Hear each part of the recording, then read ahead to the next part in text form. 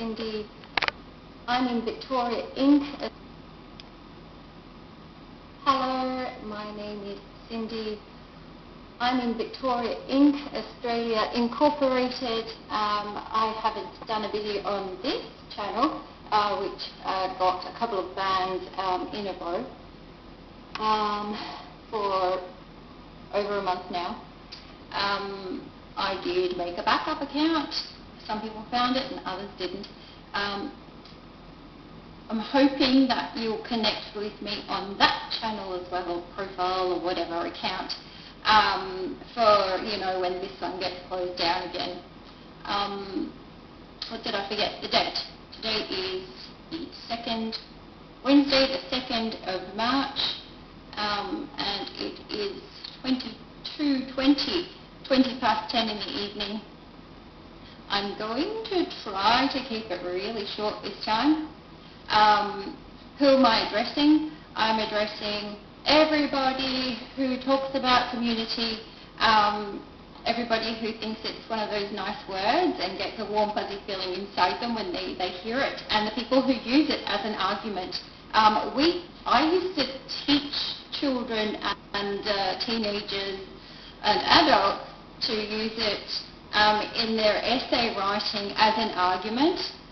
You know, when you're trying to put forth a persuasive point of view, you know, say it's good for the community, because you'll always get lots of points for that, because, mind you, these students were sitting exams to prove their proficiency in English, or they were sitting the first certificate or whatever. And that whole system, the Cambridge system, is all interlinked with UNESCO, which is United Nations. That's what the UN of UNESCO stands for. So, you know, these were those, you know, hints that would, you know, they had to hack the test. Say this. Say it's for the community. It's good for the community. But let me read the piece to you. I'm reading, so if you've already read my post, you might not even want to watch this video, because that's what I'm going to do. I'm going to read the post for the people that don't like reading. And so I'll commence. We've been bludgeoned to death via schooling and other social engineering mechanisms to stop thinking at the utterance community. For the good of the community, a benefit to the community, a boon to the community, to foster community, a threat to the community, for the community's safety, and more recently, community standards, strong community spirit, resilient community, sustainable community, inclusive community, diverse community, equitable community. Are you angry yet? The question begged is, what is the community? Sometimes it's explicit, the business community, which we in turn decipher as business owners defined within proximal geographical parameters of our own imagining. For instance, the local high street or mall may be lined with mega commercial retailers whose profits are shipped offshore. Thus, community loses its warm local flavour, but only if you think it through. Farming community is another prime example. What makes them a community?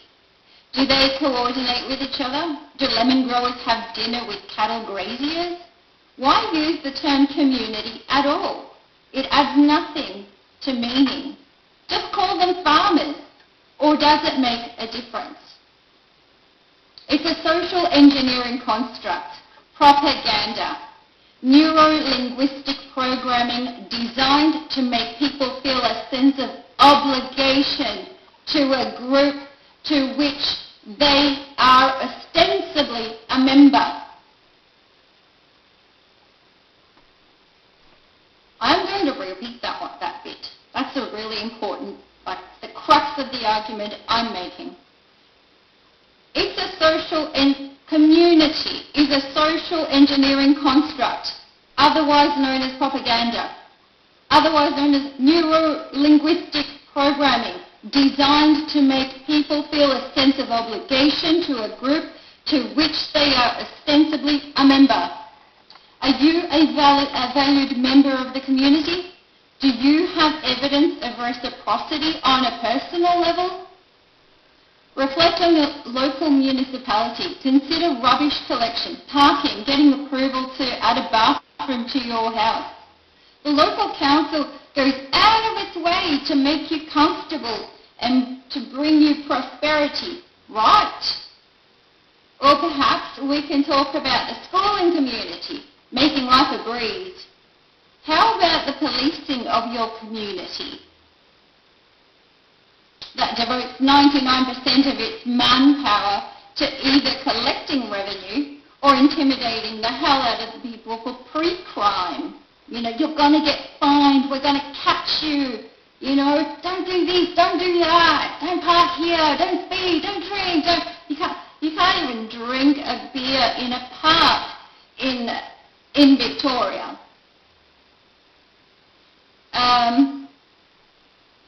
Sorry, I'm interjecting in my own writing, hang on. Let's talk about the health community. Oh, there's a favourite of mine. They bombard you with generic messages to direct you to screening for whatever is in vogue for your age bracket, give you notice for another injection, or tell you how negligent you are because you haven't made an appointment to look at your teeth for $300. Perhaps we can talk about the holistic health community, making bank for dealing with the fallout from the allopathic circuit. 100 different modalities and methods to choose from and experiment with until you run out of funds or find something that works after being a guinea pig, with fewer side effects, of course. Why on earth does the word community hold any sway with us at all when our only exchanges with strangers are commercial trade? Community is a warm and fuzzy, meaningless word unless you start thinking communal space. Better off calling it a public space unless you're describing a private property in which everyone who pays gets to use it. Do yourself a favour and scroll up to the bulleted examples marked with a square, and that's that list I read out of, resilient community, a boon to the community, equitable community. Has your life been improved on any of those points, or are you always expected to oblige, give, compromise and sacrifice? Because that's what they're asking for, right? When they say do it for the community, they're asking you to compromise something, or to oblige, or to give, or, to volunteer, or to sacrifice something. When did you get something?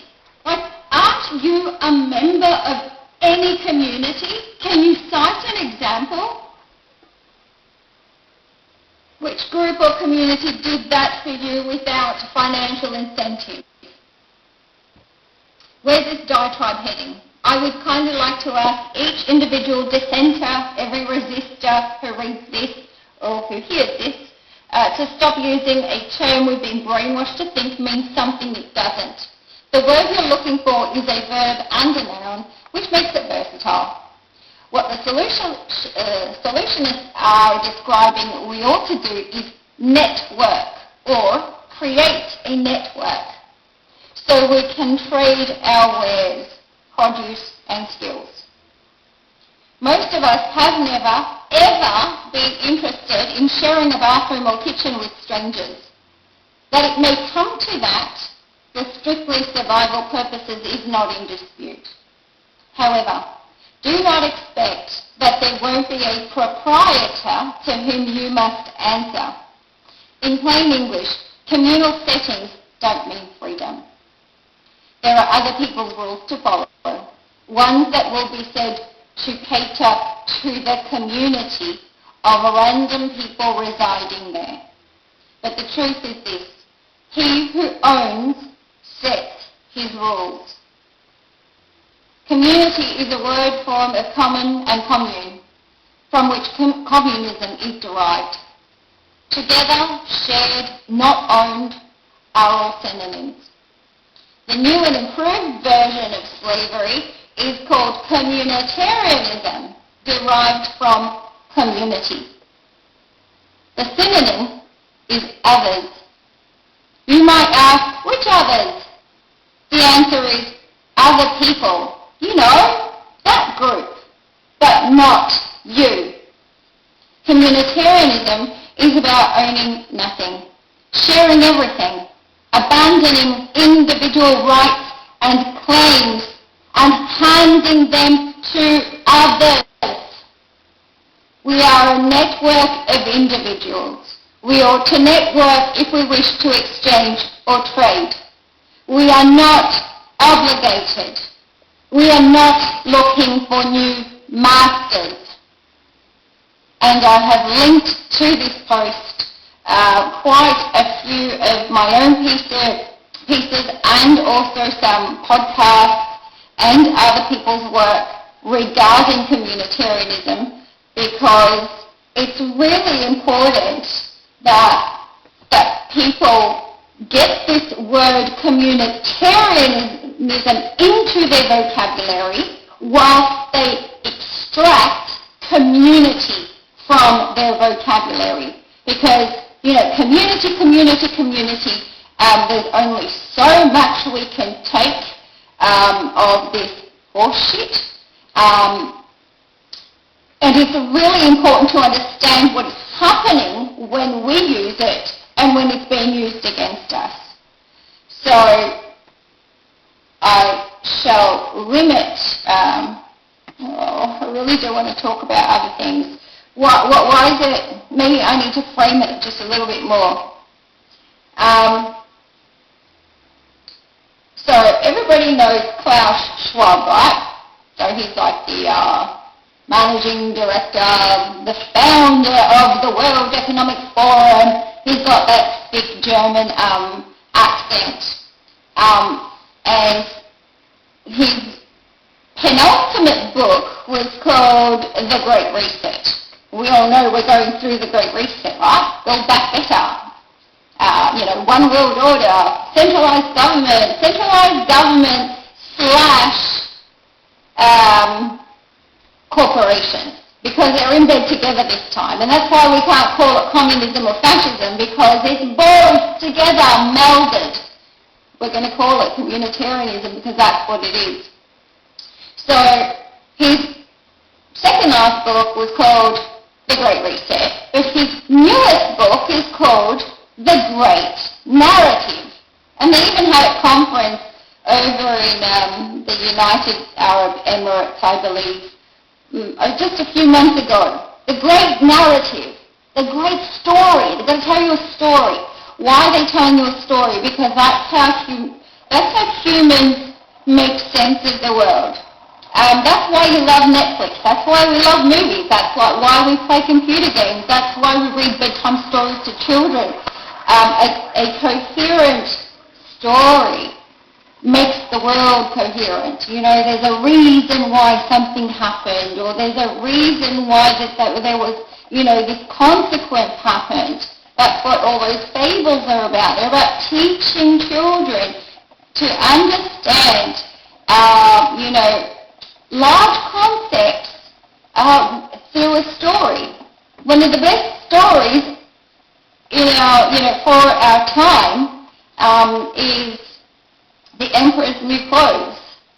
That's a story. That's a narrative. It gives you an understanding of so many things, right? And in fact, it's a story about a story. If you think about it, the story within a story. Tell people this story so that you can have this reaction, so that you can bring about a consequence. So that's why understanding communitarianism is so important, because it underpins not just, this philosophy of how we're going to go about it, and words like communitarianism or community. It's a framework to understand the politics and the laws. So a lot of people are talking about constitutional law and common law and this law and that law, and it's like, and a whole lot of people like me are going, but what happened? You went to court, or you can't get a hearing, or it's been thrown out, or this, like, it doesn't make sense unless you have a framework that does make sense.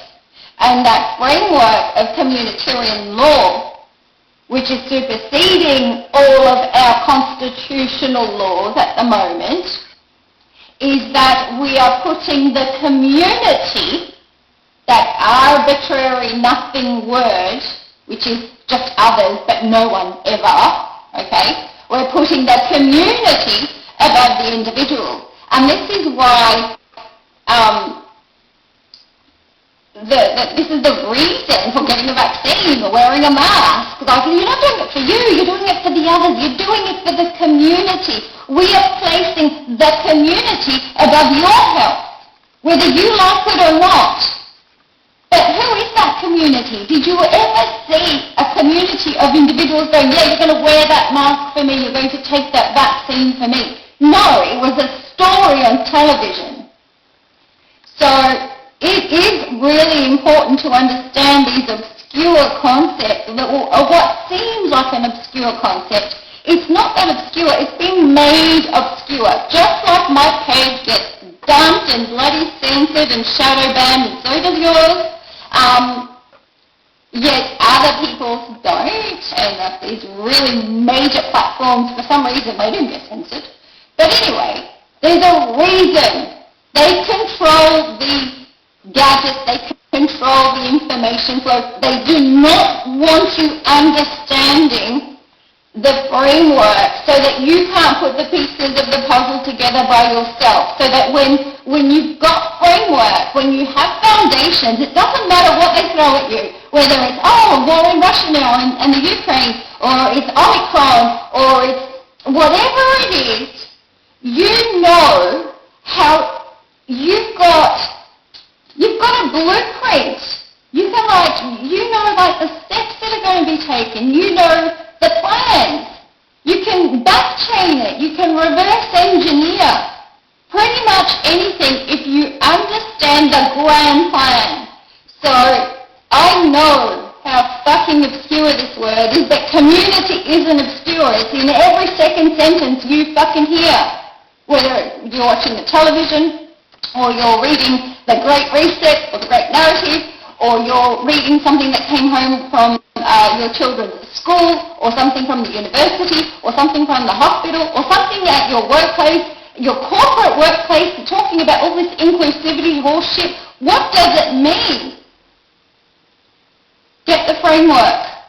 Start understanding what these words mean. What, the grand plan is. Don't be looking at the tree when they say, look at the tree, because at the moment they're saying, look at the tree, look at the tree. Ukraine, Russia. It's exactly the same situation that we had with COVID. COVID cases, oh my God, cases, hospitalization, people are dying. It's exactly the same thing. Now, I know for a fact hospitals in Melbourne were dead as doornails in March of 2020. How do I know? Because I fucking went there. I went there to see for myself, and I was able to see for myself.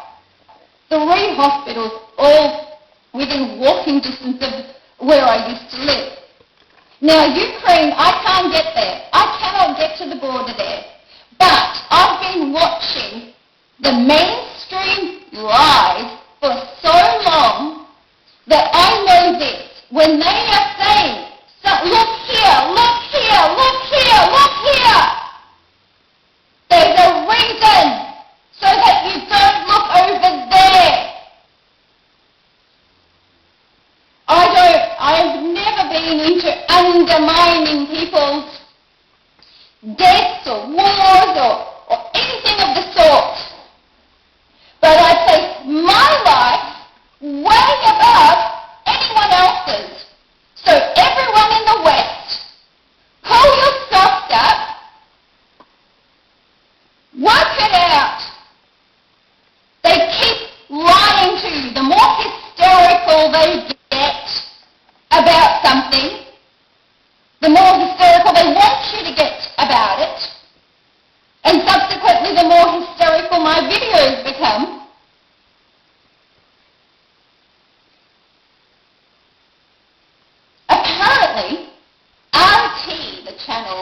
Russia today got taken off YouTube.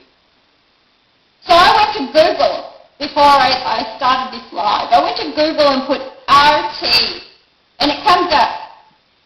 So Google, they haven't censored RT because they took RT off YouTube.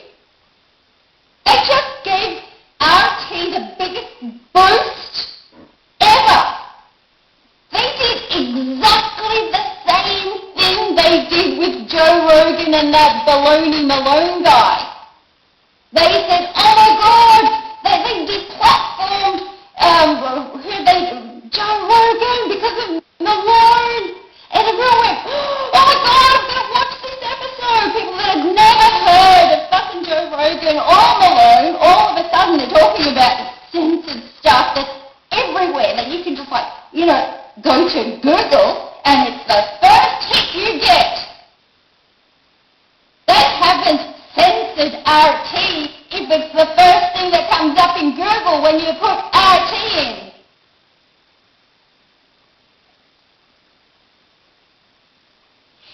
Putin is a World Economic Forum member. He's signed it all. He's up there. He's on board with the 17 Sustainable Goals. Don't tell me he doesn't know the truth about all these things, or that he has separated his priorities and gone, yeah, I'm going to cop a bunch of sanctions, and I'm going to be bad over here, but I'm fully on board with the Western world's other stuff, right? And don't tell me about Gazprom either. His gas pipeline. I had a look today. The gas they were forwarding over to Europe is being channeled to China. He hasn't lost a dime. Okay? But what has happened? You will own nothing. You will be cold and you will be hungry in Europe because the absolute zero document and the 17 sustainable goals say you're like a waste of fucking oxygen on this planet. Literally, that's what they're saying to you, inverted. They're saying, oh, too much carbon, too much carbon. What they're really saying is you're a fucking waste of oxygen. We don't want you eating anything that's good for you. We want you to eat the fucking bugs. And we don't want you going on holiday. We don't want you driving. We don't want you keeping warm with all your gas. No, we're going to have equity. Equity means we're all the same. And do you know where, the defining points, where the scale of all the same came from? The fucking third world. That's what they decided. They went, you know what? We're not going to raise everybody's living standards, though we can. No. We're gonna squash the bugs, or we'll make them eat the bugs. So tensions in the Ukraine and Russia and whatever, I'm sure there's a very long history. If it was a war between, Turkey and Greece, we'd have 1 million Greeks, experts that have been watching the tensions between Turkey and Greece, since their 400-year occupation, the Ottoman occupation. They've kept the fire, this, black and white thing, this men versus women, this race thing, they've kept it burning alive all these years so they can pull it off the shelf and use it every time they need to. And it's, it's emotional for us Greeks, and I'm sure it's just emotional for Turks. And I'm sure this is exactly the same thing happening over in the Ukraine and Russia. Yes, people really have died. Yes, there are real tensions. People are being played. They're always being played.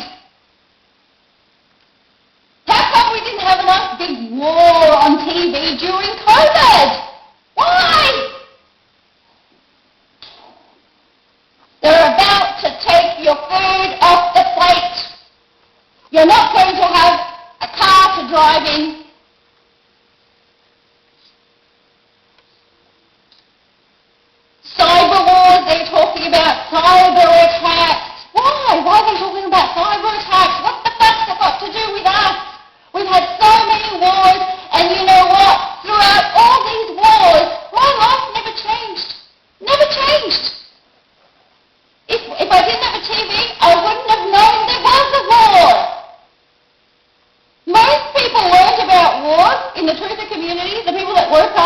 March of 2020, they actually found out about the wars they'd never heard of.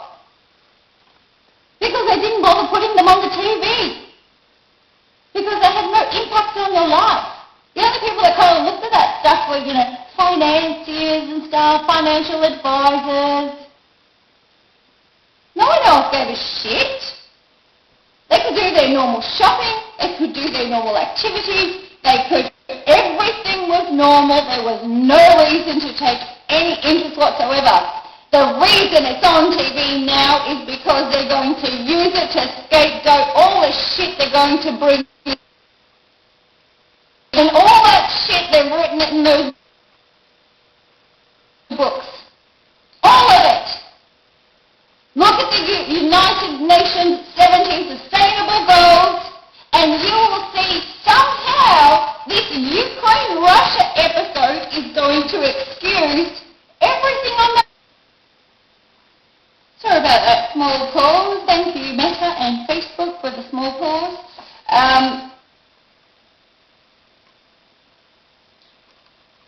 After the cyber attacks, it is very likely they will precipitate the financial collapse. No, I'm not 100% sure, it's going to be chicken, egg, chicken. But to get online, what they're going to do is say, you need to sign on the dotted line now. You need to give us your biometric ID because all these terrorists brought down the internet.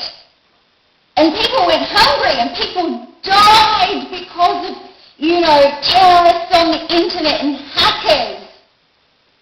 And we're talking about something that they simulated not long ago called Cyber Polygon. So Cyber Polygon happened in I think July of 2021, if I'm not mistaken, and they simulated cyber attacks. Now, mind you, they had simulated COVID with the Johns Hopkins University called Event 201 in October or I think November of 2019. So they do a simulation, right? It's a dress rehearsal, and then they go ahead and they roll it out for you. The cyber attacks are to get your biometric digital identity. Essentially, what they're going to be asking for, and there's a very good video that Colette Strong linked to my page, so it's, Colette is with Cindy, and there's this short little video. Go watch that. It's about the World Economic Forum and digital ID and exactly how much control and information they want from those digital IDs. In other words, without the digital ID, you won't have access to the internet. So, if you're not on board with the Great Reset, okay, if you're not interested in having a social credit rating applied to you, don't be talking about crypto. Not seriously. Like, you need to access the internet to use the crypto. You won't be able to access the internet without your digital passport. That's what those cyber attacks are for. They're going to say, you little people, you're terrorists, you brought down the banks, you brought them down, they're going to say. That's the bullshit. So much of it. There's so much of it.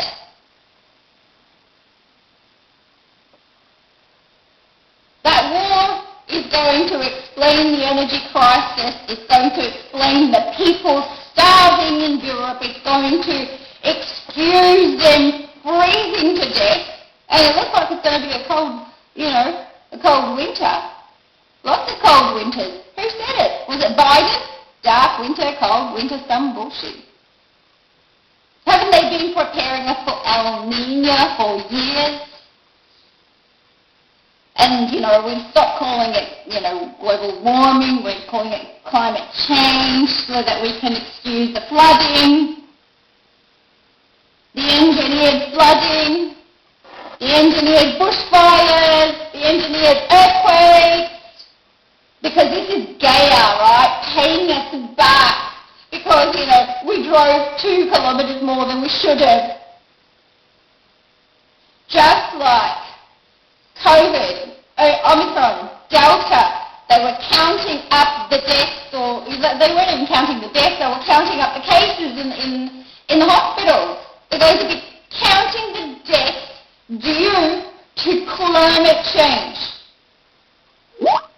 What that means, in translation, is they're flooding places, they're setting bushfires onto people, they're killing them, and then they're saying, oh, it's climate change. And therefore, when we lock you down permanently, when you start working from home and learning from home permanently, when you start watching concerts online permanently, when you don't attend Rod Laver Arena to watch the tennis, but you watch the virtual reality version of it. There really was a virtual reality fucking tennis open for Melbourne this year.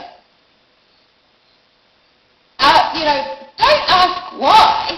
It's for climate change, because all those people died, right? You have to do it for the community. You have to do it for your fellow man. You're doing it for them. All right. I was intending to do a nice read, but there's something about this phone. I reckon they send me signals or something, and I just get so angry. Okay. Good to be back. Please come to my